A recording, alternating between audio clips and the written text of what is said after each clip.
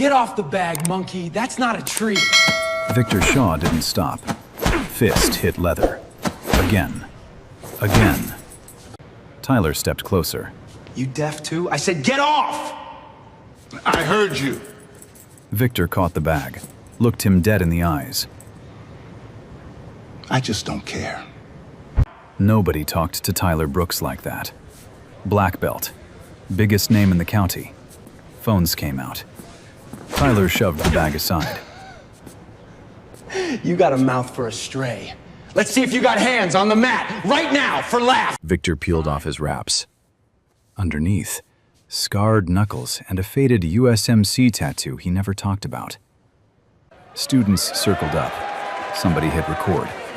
Tyler cracked his neck and grinned. He didn't know the old man had spent 30 years teaching Marines how to break people exactly like him. Victor Shaw's alarm went off at 4:45 every morning. Not because he said it. His body just knew. 30 years of pre-dawn reveille had carved the habit into his bones. The alarm clock on the nightstand, wind up, no screen, no snooze, was just a formality.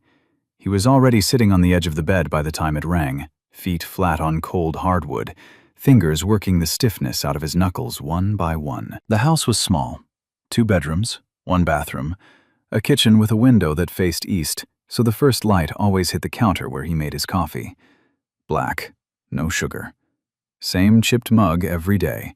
The one with the Marine Corps emblem Ellen had bought him at a yard sale 11 years ago, back when she still thought it was funny to surprise him with military junk. Ellen had been gone 3 years. Pancreatic cancer. Fast and cruel, the way the worst things always are. Victor didn't talk about it. He kept her reading glasses in the drawer next to the coffee filters. He kept her garden alive, barely, but alive. He kept her side of the bed made, even though nobody slept there. He kept moving. That was the only trick he knew. By 5:15, he was out the door. Ridgefield, Oregon sat in a shallow valley between 2 ridges of Douglas fir, the kind of town where you could run 3 miles and see maybe 4 cars. Victor ran the same loop every morning, down Maple, past the elementary school, along the creek trail where the blackberries grew wild in summer, up the hill behind the Lutheran church and back. 3.2 miles. He'd measured it once with the odometer on his truck. Never checked again. Didn't need to. His legs knew the distance the same way his lungs knew the air. He didn't run fast anymore. His left knee had opinions about that. But he ran steady, and he ran every day. And when he came back and stood in the driveway with steam rising off his shoulders in the cold morning air, he looked like exactly what he was. A man built for hard use who refused to let time win. The gym opened at 6. Victor was there by 6:30. Ridgefield Community Gym was not a gym in any modern sense. No touchscreens, no smoothie bar, no mirrors everywhere so people could admire themselves between sets. Just a converted warehouse on 3rd Street with rubber floors that squeaked underfoot, iron plates older than most of its members, 2 squat racks with chipped paint, and a heavy bag in the back corner that smelled like decades of sweat and leather conditioner. Victor had his spot. Everyone knew it. The heavy bag, a pull-up bar bolted to the wall, and a flat bench he used for stretches that looked strange to anyone watching. Deep hip openers, wrist rotations, neck bridges that made people wince just looking at them. Movements that didn't come from any fitness magazine. Movements that came from somewhere else entirely. Nobody asked about it. That was the deal with Victor. You could nod, wave, say good morning. He'd nod back. Maybe a few words about the weather or the Blazers. But his past was a locked room, and he didn't hand out keys. The town had theories. Dale Perkins at the hardware store figured he'd been a drill sergeant. Nancy Wallace at the post office swore it was intelligence, because quiet men always are. The kids at the high school just called him the old guy at the gym. A few of the regulars had noticed the tattoo on his forearm. Faded green ink, something with an eagle. But when they asked, Victor just said, "Old mistake," and went back to his pull-ups. The truth was simpler, and bigger than any of them guessed. But Victor had a rule about that, one he'd carried since his first deployment. The ones who talk about it the most usually did the least. So he said nothing. He hit the bag. He did his pull-ups, 12 sets, strict form, no kipping, even at 63. He stretched in ways that made his joints whisper instead of scream. And when he wrapped his hands every morning, he wrapped them the way he'd wrapped them for 3 decades. Quick, tight, loop between each knuckle, tuck at the wrist. The kind of wrap that had nothing to do with boxing and everything to do with keeping your fist intact when you hit something that wasn't a bag. Nobody noticed. Nobody needed to. He was just the quiet old man in the corner, and that was fine with Victor Shaw. He had nothing left to prove. But Ridgefield was a small town, and small towns have a way of putting people in the same room who were never meant to meet. Tyler Brooks had been the best at everything for as long as he could remember, and he made sure everyone else remembered it too. He started Taekwondo at 7, won his first regional at 12. By 16, he was competing at nationals, and by 19, he'd earned his 3rd-degree black belt, the youngest in the state of Oregon. The local paper ran a front-page story. His mother framed it. Tyler posted it on every platform he had and pinned it to the top. By 23, he opened his own dojo, Brooks Elite Martial Arts. Prime location on Main Street, right between the dental office and the real estate agency. Glass front, LED sign. A banner across the window that read, "Undefeated," in letters you could see from the highway. The place did well. Not because Tyler was a great teacher, he was adequate, but because he was a great performer. He knew how to fill a room, knew how to make a spinning hook kick look like it belonged in a movie, knew how to stand in front of a camera and say the exact thing that made people click, share, and subscribe. 200,000 followers on social media, sponsorship deals with 3 supplement brands, a highlight reel that auto-played on the dojo's homepage, Tyler breaking boards, Tyler winning trophies, Tyler shadowboxing in slow motion with dramatic music underneath. His students loved him. Most of them were teenagers and young men who wanted to be him. They called him Coach T and laughed at his jokes even when they weren't funny. They filmed his sparring sessions and posted them with captions like, "Don't mess with the best," and fire emojis. Tyler ate it up. Every like was a meal. Every comment was dessert. But underneath the highlight reel, there was something Tyler never showed anyone. He'd never been in a real fight. Not once. Not in a parking lot. Not in a bar. Not in any situation where the rules weren't printed on a poster on the wall. Every punch he'd ever thrown had been inside a ring, with a referee, a point system, and a very clear understanding that nobody was trying to actually hurt anyone. He didn't know that about himself yet. He thought competition was combat. He thought trophies meant toughness. He thought the fact that nobody in his weight class had beaten him meant nobody could. That's the thing about being undefeated. It feels like armor. Right up until the moment it isn't. 3 months ago, Tyler had moved his advanced class to Ridgefield Community Gym. The dojo was getting renovated. New mats, new mirrors, a content studio in the back, and he needed space. The community gym was cheap, had open floor area, and most importantly, it had an audience. Regular people who'd stop their workouts to watch his students drill. Content gold. Tyler noticed Victor Shaw on his very first day there. Hard to miss him. The old black man in the gray t-shirt hitting the heavy bag in the back corner like it owed him something personal. Slow, deliberate shots. Nothing flashy. The kind of rhythm that said habit, not training. At least that's what Tyler assumed. "Check out Grandpa," he'd said to his top student, a 20-year-old named Jake Whitmore. "Somebody should tell him this isn't a nursing home." Jake had laughed. Because Jake always laughed when Tyler wanted him to.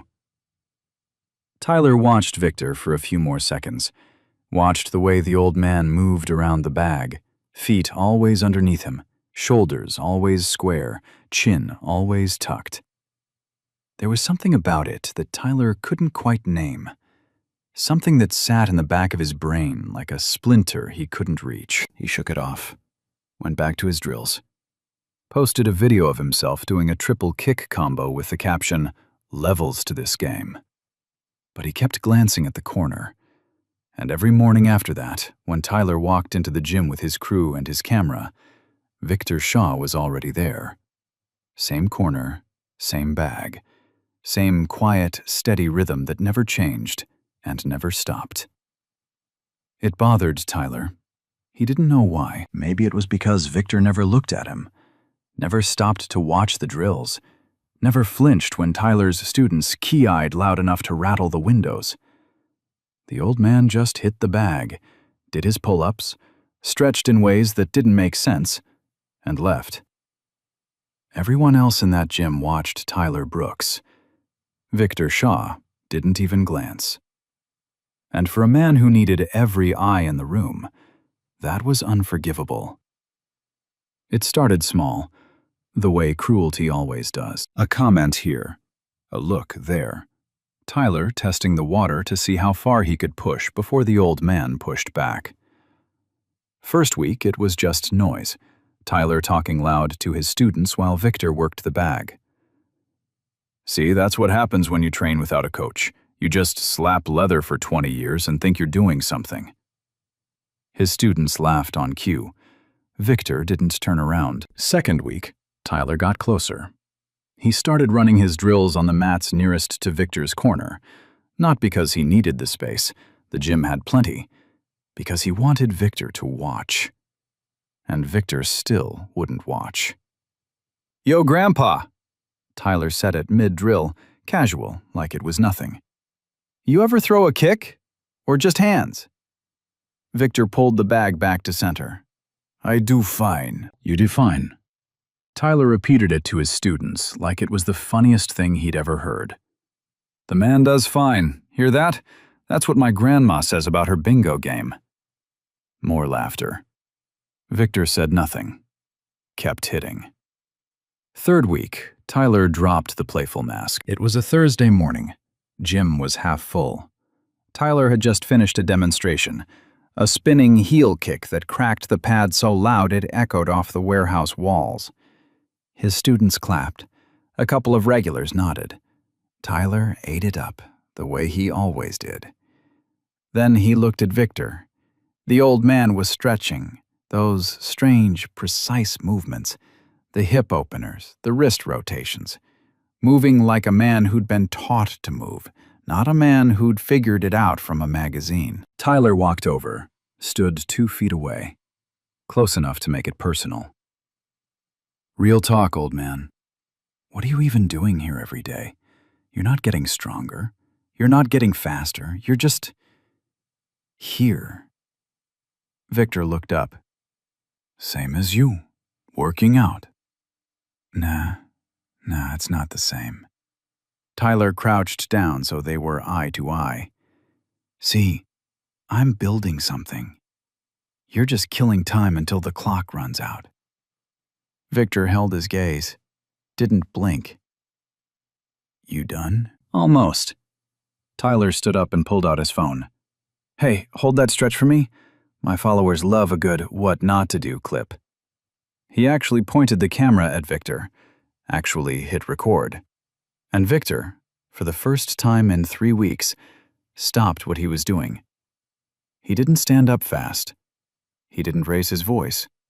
He just unwound from the stretch, rose to his feet, and looked at Tyler with an expression that made Jake Whitmore take a step back without knowing why. "Put the phone away." Tyler lowered it an inch. "Or what?" "Or you'll find out what I've been doing here every day." The sentence hung in the air like smoke. Tyler stared at Victor. Victor stared back. 2 men, 36 years apart, standing so close they could smell each other's sweat. Tyler pocketed the phone. "Whatever, man." He turned to walk away, then stopped, turned back. And the thing that Tyler Brooks did next was what Tyler Brooks always did when he felt small. He got loud. "You know what? I'm tired of watching you waste space in here. You want to prove you're not just some washed-up old-timer? Then do something about it." He said it loud enough for the whole gym to hear. 20 people stopped what they were doing. Weights settled onto racks. Treadmills kept humming. But nobody was looking at screens anymore. "Tomorrow morning," Tyler said, "right here, on the mats, you and me. I'll even let you pick the rules." He spread his arms. "Unless you'd rather just keep hitting a bag that can't hit back."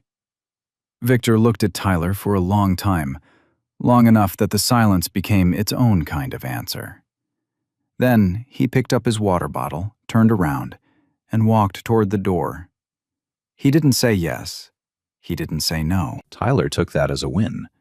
He clapped his hands, turned to his students and said, "See? All bark." Jake posted the clip that night. Caption: "Coach T just called out the old guy at the gym tomorrow. It's gonna be funny." It got 12,000 views before midnight. What none of them knew was that Victor Shaw went home that night, sat in his kitchen with his black coffee, and stared at his hands for a very long time. He hadn't said yes. Not yet.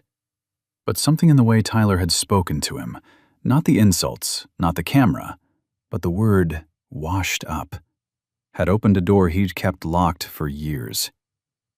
Victor almost didn't go back. He woke at 4:45, same as always, made his coffee, stood at the kitchen window and watched the first light hit the fir trees on the ridge. Ellen's garden was dying again. The basil had gone brown. The tomato cage was leaning sideways like it had given up. He should fix that. He should do a lot of things. He thought about the gym, about Tyler's voice, about the phone pointed at his face like a weapon, about the word "washed up," and the way it had sat in his chest all night like a coal that wouldn't cool. He thought about a conversation he'd had 20 years ago with a Marine named Corporal Denny Holt, who'd asked him why they trained hand-to-hand when they had rifles. Victor had said, "Because someday, someone's going to be close enough to touch you, and the rifle won't matter.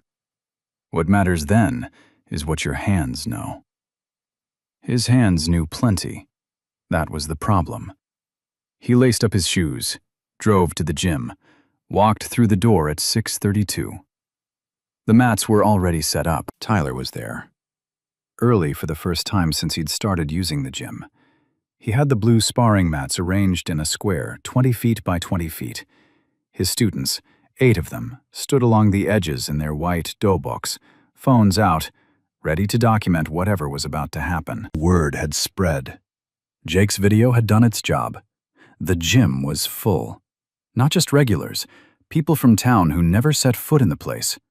Dale Perkins from the hardware store, 2 baristas from the coffee shop on Oak Street, a group of high school kids who'd skipped first period and didn't even pretend to have another reason for being there. 30-plus people, all waiting to watch a black belt spar an old man for laughs. Tyler saw Victor walk in and grinned like a kid on Christmas morning. "There he is!" Tyler clapped his hands. "The man of the hour. I was starting to think you'd bailed on me." Victor set his bag down by the wall. Didn't respond. "Look, here's the deal," Tyler said, addressing the crowd as much as Victor. "Friendly spar, 3 rounds, 2 minutes each. Point system. Clean strikes to the body and head. No takedowns, no grappling, no groundwork. My house, my rules." He said it with the confidence of a man who had written the rules to favor himself and expected no objection. Victor unzipped his bag, pulled out a pair of old hand wraps, faded red, fraying at the edges. He started rapping.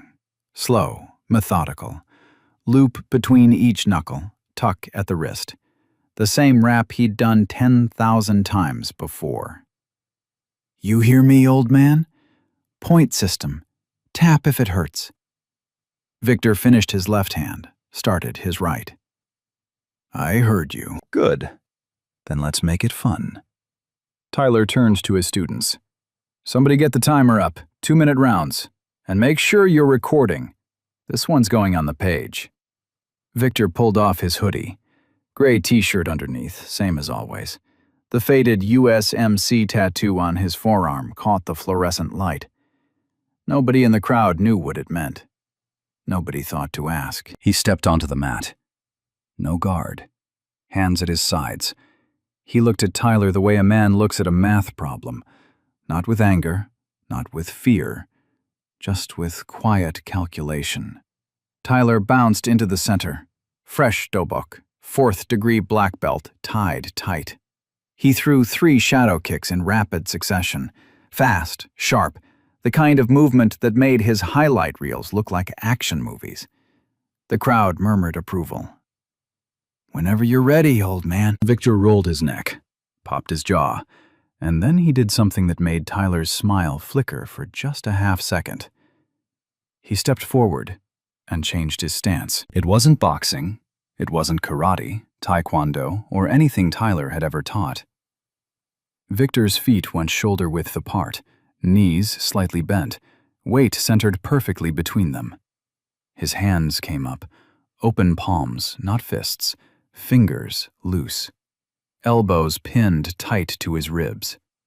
Chin tucked behind his left shoulder, eyes locked on Tyler's chest, not his face.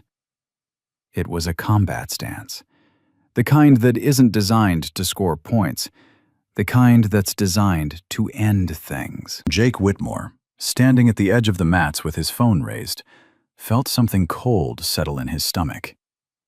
He'd never seen that stance before, but something about the stillness of it, the efficiency, the absence of anything wasted, made him want to put his phone down.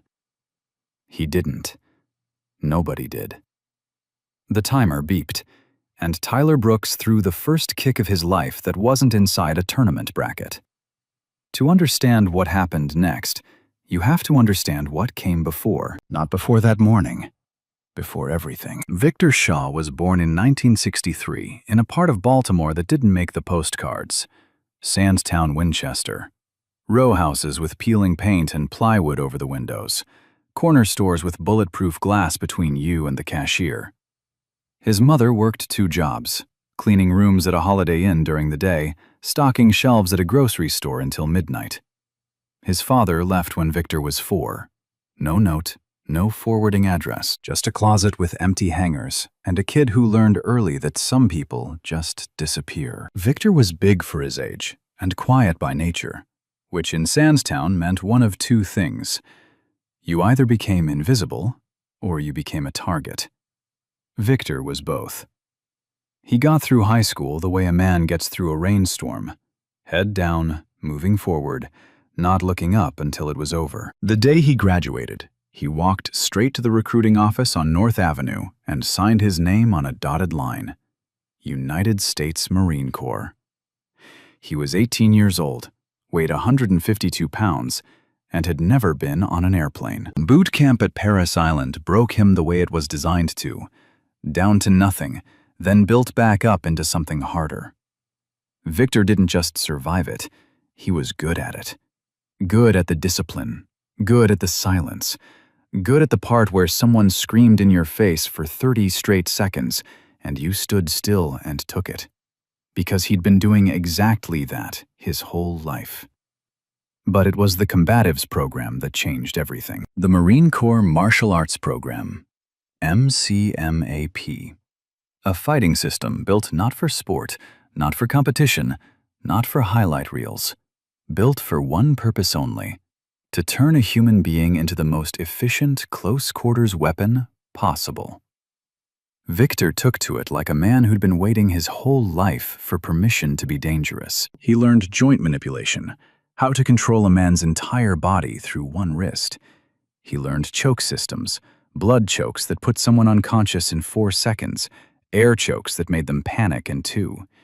He learned takedowns that worked on concrete, in mud, in the dark, in full body armor.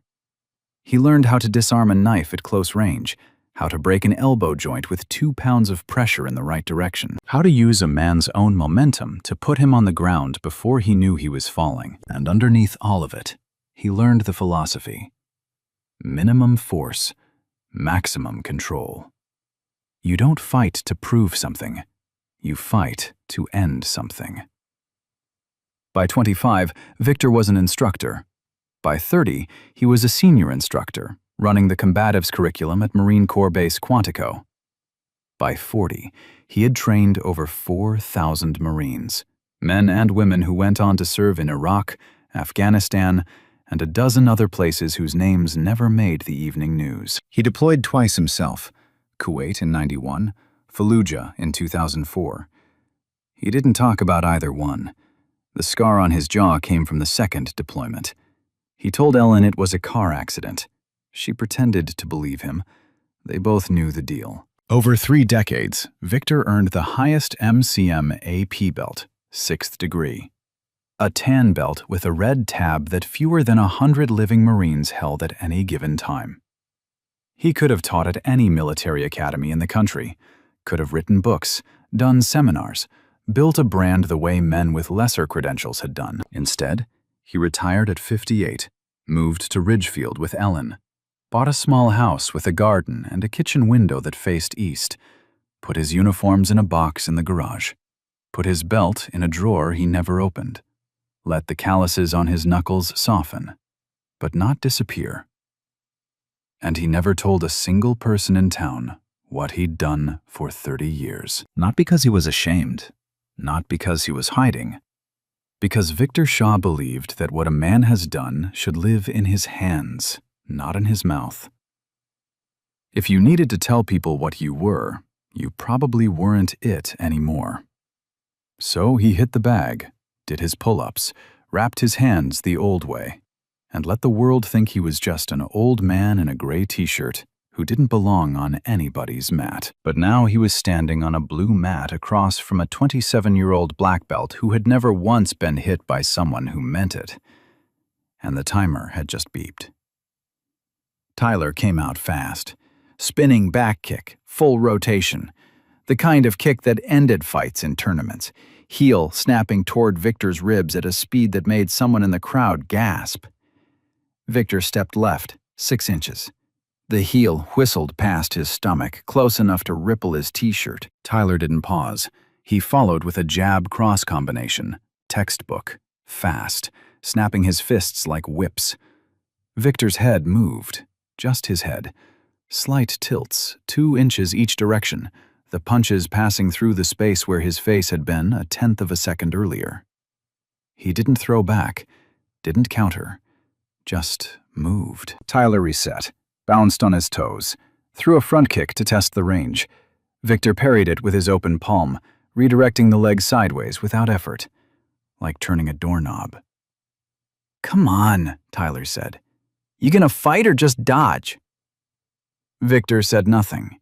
His hands stayed up, open palms, elbows tight, eyes on Tyler's chest. Tyler attacked again, this time a combination he'd drilled 10,000 times. Lead roundhouse to the body, switch kick to the head, back fist. 3 strikes in under 2 seconds. Fast enough to overwhelm anyone in his weight class. Victor slipped the roundhouse by pulling his hips back, ducked the switch kick by bending his knees 3 inches. Caught the back fist mid-flight, not blocked it, caught it. His hand closed around Tyler's fist like a vice, held it for 1 full second, then released it with a gentle push that sent Tyler stumbling sideways. The crowd went quiet. Not the polite quiet of people watching a sparring match. The deep, uncomfortable quiet of people watching something they don't understand. Tyler's smile was gone. He looked at his fist, the one Victor had caught, like it belonged to someone else. "Lucky," he muttered. He reset his stance, shook out his hands. Round 2 of his attack came harder, angrier. A flying knee, Tyler's signature move, the one that had ended 11 straight tournament fights. He launched off his back foot, drove his knee toward Victor's solar plexus with 210 pounds of momentum behind it. Victor didn't retreat. He stepped into it. His left hand caught Tyler's knee at the joint. His right hand found Tyler's collar. In one fluid motion, a motion that had no wasted movement, no flash, nothing that any camera would call dramatic, He redirected Tyler's momentum sideways and swept his plant foot. Tyler hit the mat. Hard. Flat on his back, the air punching out of his lungs in a sound the whole gym heard. For 3 seconds, nobody breathed. Tyler stared at the ceiling. The fluorescent lights buzzed above him. He could hear his own heartbeat in his ears. He could hear the silence of 30 people who had come to watch him win and were now watching something else entirely. He scrambled to his feet, face red, not from pain, from something worse. From the first crack in the only thing that had ever made him feel like he mattered. "The hell was that?" Tyler's voice was higher now, tighter. "You can't grapple. I said no grappling." Victor stood in the center of the mat. Same stance, same open hands. He hadn't moved from his position. His breathing hadn't changed. "That wasn't grappling," Victor said. Quiet, almost gentle. "That was balance." Someone in the crowd let out a low whistle. Someone else whispered, "Did you get that?" 3 phones were already uploading. Tyler wiped his mouth with the back of his hand. He looked at his students. They were supposed to be cheering. They were supposed to be filming a highlight. Instead, they stood with their phones up and their mouths slightly open, like men watching a car accident in slow motion. Jake Whitmore's camera hand was shaking. He didn't know why. He'd seen Tyler spar 100 times. He'd never seen Tyler on the floor. Tyler turned back to Victor. Something had shifted behind his eyes. The showmanship was gone. The performance was gone. What was left was the thing underneath. The thing Tyler never let anyone see. Fear. Not fear of getting hurt. Fear of being ordinary. He raised his guard, tighter this time, less flash. His feet moved differently, shorter steps, more cautious. For the first time in his life, Tyler Brooks was fighting someone he wasn't sure he could beat. And Victor saw it, saw the shift, saw the fear settle into Tyler's shoulders like frost. He'd seen it 1,000 times before, on the faces of recruits in Quantico, on the faces of men in combat, on the faces of anyone who had just realized the gap between what they believed about themselves and what was true. Victor almost felt sorry for him. Almost. The timer beeped. End of round 1. Tyler walked to his corner. Nobody handed him water. Nobody said a word. His students just stood there, phones down for the first time since the spar began, looking at their coach like they were seeing him clearly for the first time. Victor didn't go to a corner. He stayed in the center of the mat, rolled his shoulders, waited. Round 2 was about to start, and it was going to be worse. Round 2 started different. Tyler didn't bounce, didn't showboat, didn't throw a single warm-up kick. He walked to the center of the mat the way a man walks into a room where he knows bad news is waiting. Slow, stiff, already bracing for it. Victor met him there. Same stance, same open palms, same steady breathing that hadn't changed once since the spar began. For 5 seconds, neither man moved. The gym was so quiet you could hear the clock on the wall ticking and the hum of the vending machine by the entrance. 30+ people holding their breath, phones raised, waiting for something they couldn't name but knew was coming. Tyler threw first. A jab. Fast, clean, technically perfect, the kind of jab that had scored him hundreds of tournament points. Victor parried it with his right palm, not slapped it away, redirected it. Tyler's fist sailed past Victor's ear, and before Tyler could retract it, Victor's left hand was already on Tyler's wrist. What happened next took less than 2 seconds. Victor stepped his right foot behind Tyler's lead leg. His left hand pulled Tyler's wrist down and across his own body. His right hand found Tyler's shoulder, and with a motion that used Tyler's own forward momentum against him, Victor executed a hip throw, A textbook osotogari modified for close quarters combat that lifted Tyler clean off his feet and put him on the mat so hard the sound echoed off the warehouse walls like a gunshot. Tyler rolled sideways, mouth open, gasping for air that wasn't there. Pushed himself to his knees. His dobok was bunched at the shoulder. His black belt had come loose, the knot half unraveled. "Stay down," someone in the crowd said, not mockingly, concerned. The way you'd say it to someone walking toward the edge of something they couldn't see. Tyler didn't stay down.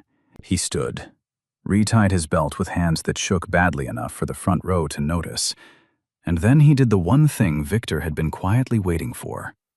The thing that always happened when ego took control and training fell apart.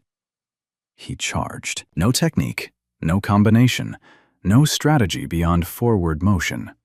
Just 210 pounds of humiliation moving in a straight line, with nothing but anger behind it. A wild haymaker that started somewhere near Tyler's hip and swung upward toward Victor's jaw with every ounce of power and 0 ounces of control. Victor stepped inside the arc of the punch. Inside, where the fist had no power and no reach. Inside, where Tyler's entire right flank was exposed like a door left open. Inside, where a man trained in Marine close-quarters combat was the most dangerous thing in any room on Earth. Victor's left hand caught Tyler's swinging arm at the elbow joint. His right arm wrapped under Tyler's armpit and across his chest. In one motion, smooth, efficient, almost gentle in its mechanical precision, Victor pivoted his hips and redirected Tyler's momentum into a standing arm lock that bent Tyler's elbow the wrong direction by exactly 2 degrees. Not enough to injure, not enough to cause lasting damage, just enough to make Tyler's entire body seize up like every muscle had received the same message at the same time. Stop. Tyler screamed. Not a yell, not a grunt, a scream. The kind of sound a man makes when his body tells his brain something his brain has never heard before. The sound cut through the gym like a knife through paper. Victor held the lock for 1 second, then released. Tyler staggered backward, clutching his arm to his chest. His eyes were wide, pupils dilated, breathing shallow and ragged. He looked at Victor the way prey looks at a predator it didn't know was in the tall grass. "We're done," Victor said. Not angry, not taunting. Flat. The voice of a man who had ended 1,000 training bouts at Quantico and never once needed to say it twice. Tyler didn't hear him.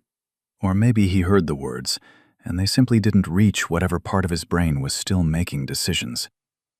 Because Tyler Brooks had never been told, "We're done," by anyone in any gym. He'd never lost a round, never been thrown, locked, controlled, or made to scream on any mat in his entire 27 years. And something inside him broke. He rushed Victor again, this time with a flying knee, his signature. The move that had ended 11 tournament fights. The move that had built his highlight reel, his brand, his sponsorships, and his 200,000 followers. He launched off both feet with everything he had left, which wasn't much, but it was all he knew. Victor didn't catch it this time. He sidestepped, clean, 1 step. Tyler's knee hit nothing but air. His body sailed past Victor like a car missing an exit ramp, and before Tyler could land, before his front foot even touched the mat, Victor was behind him. One arm around Tyler's throat, not a choke, a control hold. The other hand cupped on the back of Tyler's head. Victor's knee drove into the small of Tyler's back. Tyler's feet left the ground. Then Victor took him down. Controlled. Deliberate. The way you set down something fragile. Carefully, because breaking it would be too easy and not worth the mess. Tyler's body met the mat chest first, and Victor's knee settled onto his spine between the shoulder blades, pinning him flat. Victor's hand pressed lightly against the back of Tyler's neck, not squeezing, not hurting, just present, the way a period sits at the end of a sentence. Tyler tried to push up, couldn't move. Tried to roll sideways, couldn't budge. His fingers clawed at the rubber mat, nails scraping blue. His legs kicked once, twice, then went still. His cheek was pressed flat against the surface, and from that angle, all he could see was the bottom of the crowd's shoes and the forest of phone screens recording every second of his face. Victor leaned down, close enough that only Tyler could hear. "You wanted to know what I do here every day." His voice was barely above a whisper. "Now you know." He held the pin for 3 full seconds. Then he stood, stepped back, offered his hand. Tyler didn't take it. He lay on the mat, chest heaving, staring at the rubber 2 inches from his eyes. His belt had come completely untied. It lay beside him on the mat like a shed skin, white and limp and meaningless. The gym was silent. Not the charged silence of anticipation, the deep, ringing silence that comes after something fundamental has changed, and every person in the room can feel it in their chest. Nobody clapped. Nobody cheered. Nobody quite knew what they had just watched.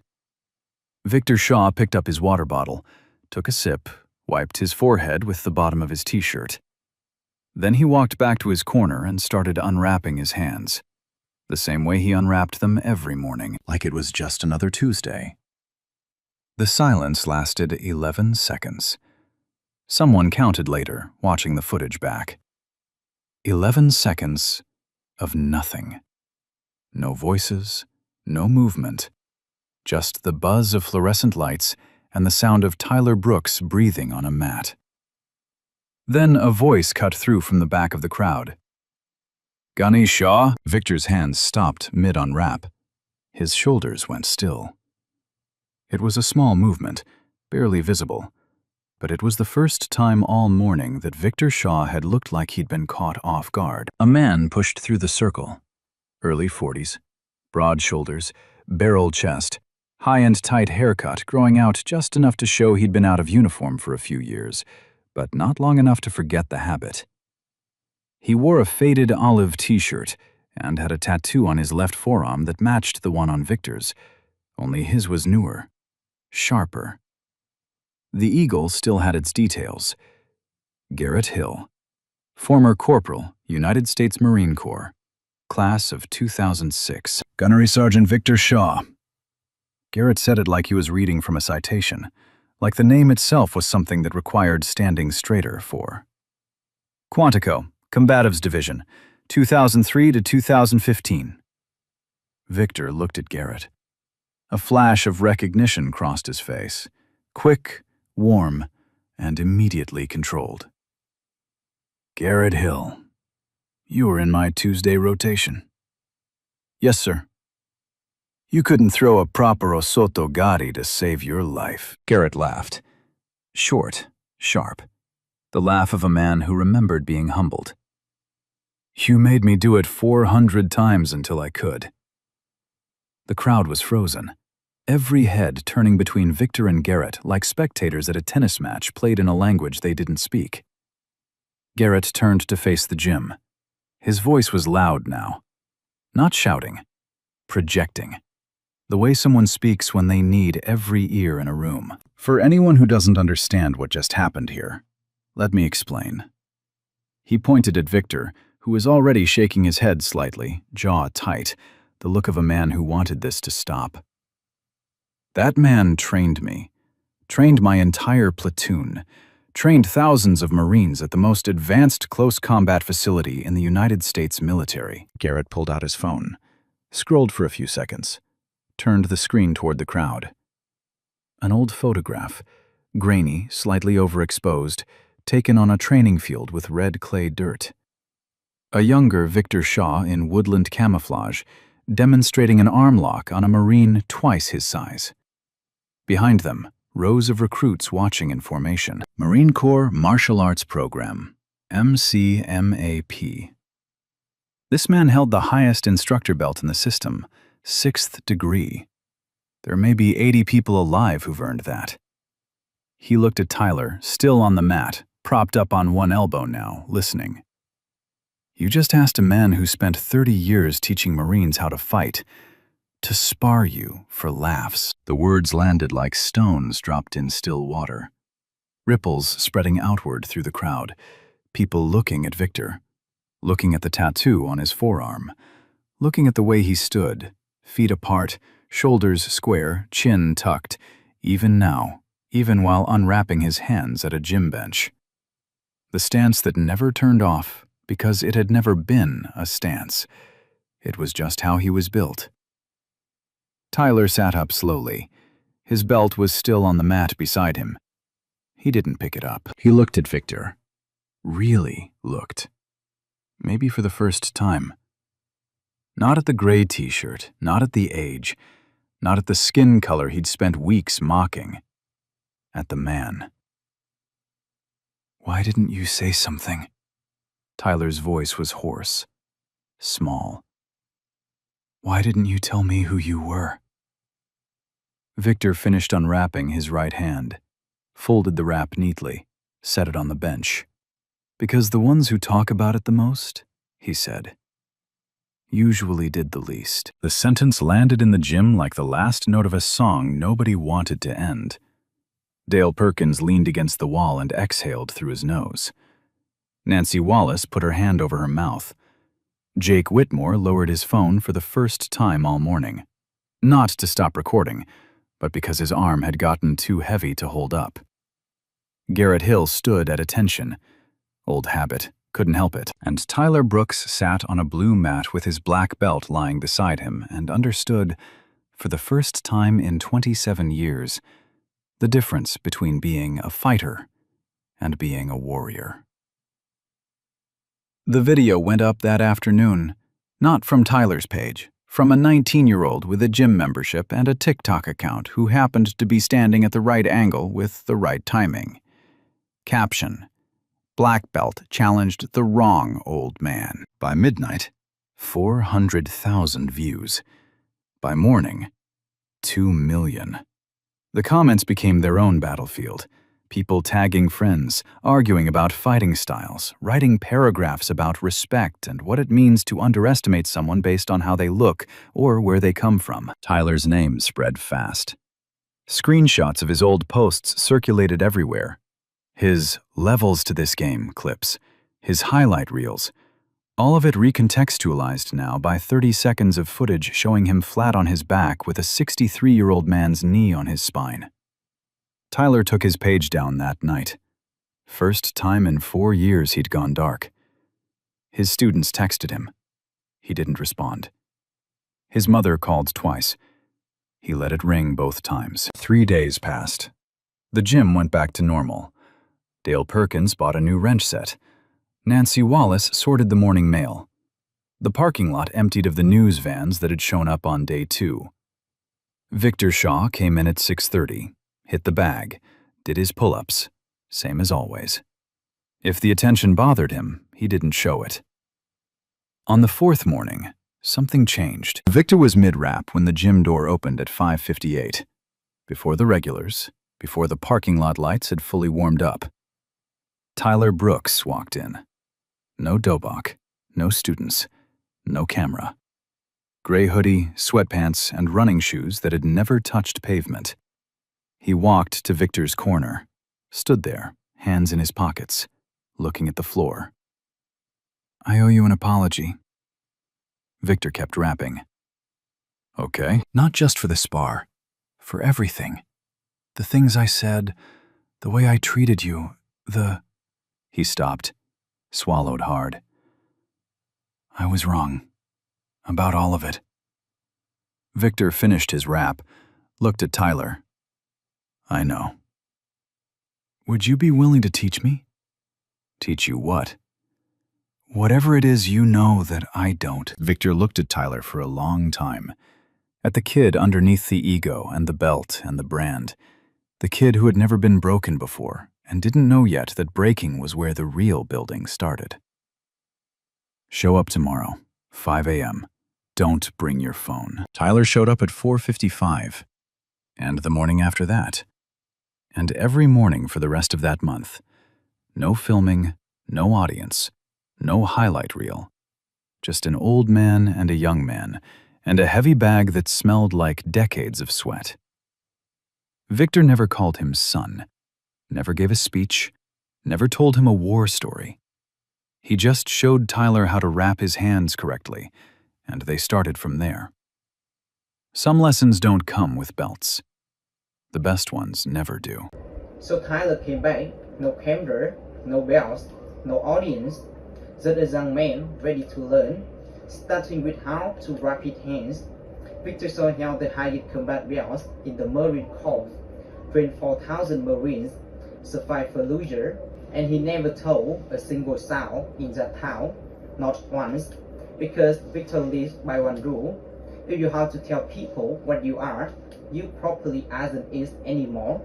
That's the line that separates fighters from warriors. Fighter collect bells, warrior collect scars, and stay quiet about both. Tyler spent years building a brain around being undefeated. Victor spent 30 years building men who go into combat and come home alive. One needed the world to watch.